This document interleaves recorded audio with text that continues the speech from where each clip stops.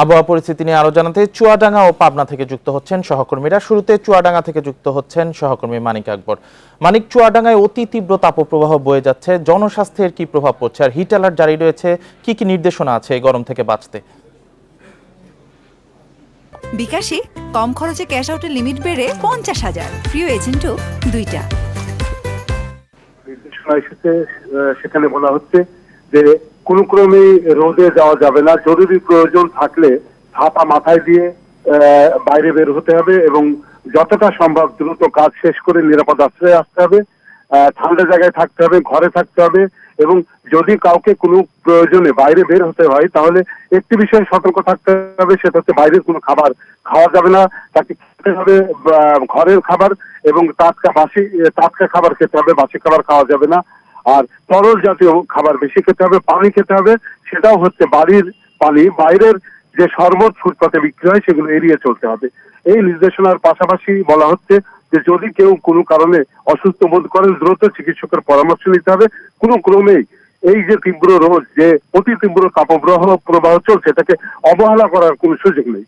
আর এইসব ব্যাপারে স্বাস্থ্য বিভাগ যেমন সতর্ক করছে মানুষকে, একইভাবে জেলা প্রশাসন, উপজেলা প্রশাসন আমরা লক্ষ্য করছি যে জেলা এবং উপজেলা প্রশাসন থেকে মানুষকে সতর্ক করা হচ্ছে। বলা হচ্ছে যে আবহাওয়ার যে পূর্বাভাস গুলো দেওয়া হচ্ছে সেগুলো প্রচার করা হচ্ছে, আবহাওয়া অধিদপ্তর যে সতর্কতা জারি করছে সেগুলো প্রচার করা হচ্ছে, একইভাবে স্বাস্থ্য বিভাগ থেকে যে প্রচারণা চালানো হচ্ছে এসব ব্যাপারে মানুষকে সতর্ক করা হচ্ছে। তো আপনি জানেন যে চুয়াডাঙ্গাতে গত 2 দিন ধরে অতি তীব্র তাপপ্রবাহ চলছে। আজকে আমরা সেই অবস্থানে আছি, সকাল থেকে সূর্য প্রখর ভাবে তাপ দিয়ে যাচ্ছে এবং আমরা লক্ষ্য করছি সেটা হচ্ছে বেশ কিছুদিন ধরেই সূর্যের তাপ কিন্তু সকাল 9টাতেই বেড়ে যাচ্ছে। আর একইভাবে এটা সারা দিন থাকছে, কখনো সূর্য আড়াল হয়েছে এমন নজির আমরা দেখতে পাচ্ছি না, যে কারণে এখানকার মানুষ খুব কষ্টে আছে, বিশেষ করে দিনমজুর শ্রেণীর মানুষ, যাদেরকে প্রয়োজনের তাগিদে ঘরের বাইরে আসতে হয়, কাজ করতে হয়। যারা রিক্সা ভ্যান চালান তারা আসলে খুব দুশ্চিন্তায় আছেন, তার কারণ তারা খুব বেশি সময় বাইরে এসে কাজ করতে পারেন না, একটুতেই হাঁপিয়ে ওঠেন এবং তারা একটু শীতল জায়গা, একটু ঠান্ডা জায়গা, একটু গাছের ছায়ায় আশ্রয় নেওয়ার চেষ্টা করেন। এই অবস্থার কারণে তারা বলছেন, নিম্ন আয়ের মানুষরা বলছেন, যারা দিনমজুর শ্রেণীর মানুষ তারা বলছেন যে তাদের আয় উপার্জন কমে গেছে। একইভাবে হাসপাতালগুলোতে কিন্তু রোগীর চাপ বেড়েছে, শিশু ওয়ার্ড এবং মেডিসিন ওয়ার্ডে রোগী আসছে। চিকিৎসকরা বলছেন এই সময়টা সাবধানে থাকতে হবে এবং স্বাস্থ্যগত দিকে নজর রাখতে হবে।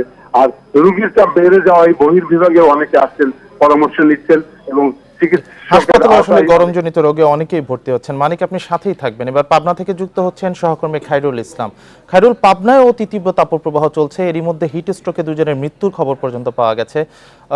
জনস্বাস্থ্যে আসলে কি প্রভাব পড়ছে, কি চলছে পাবনার পরিবেশ পরিস্থিতি, আবহাওয়ার পূর্বাভাস কি বলছে?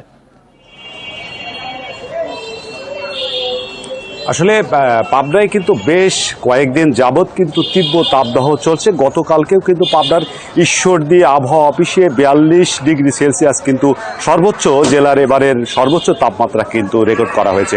আর এই তীব্র গরমের কারণে কিন্তু সবচেয়ে কিন্তু সমস্যার মধ্যে পড়েছেন যারা খেটে খাওয়া মানুষ রয়েছেন, দিনমজুর রয়েছেন, তারা কিন্তু এই তীব্র তাপদাহে কিন্তু তারা কিন্তু কাহিল হয়ে পড়েছেন এবং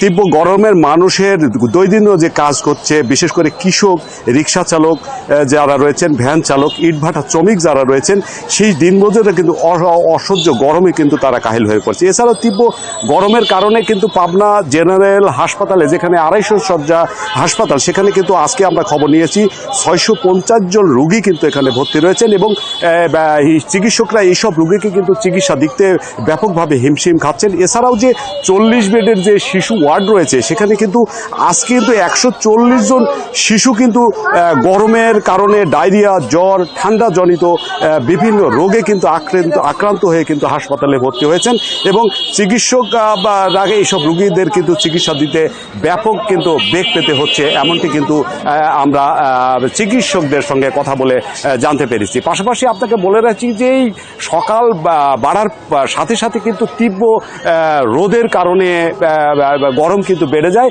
সেই কারণেই কিন্তু মানুষ অনেকেই যারা খেটে খাওয়া মানুষ রয়েছেন তারা কিন্তু কাজে বের হচ্ছেন না, তারপরেও পেটের তাগিদে তারা কিন্তু কাজে বের হচ্ছেন। এই ছিল আমার কাছে আসলে পাবনার গরমের সর্বশেষ অবস্থা। চুয়াডাঙ্গা ও পাবনা থেকে উষ্ণ আবহাওয়া পরিস্থিতি নিয়ে জানাচ্ছিলেন আমাদের সহকর্মীরা।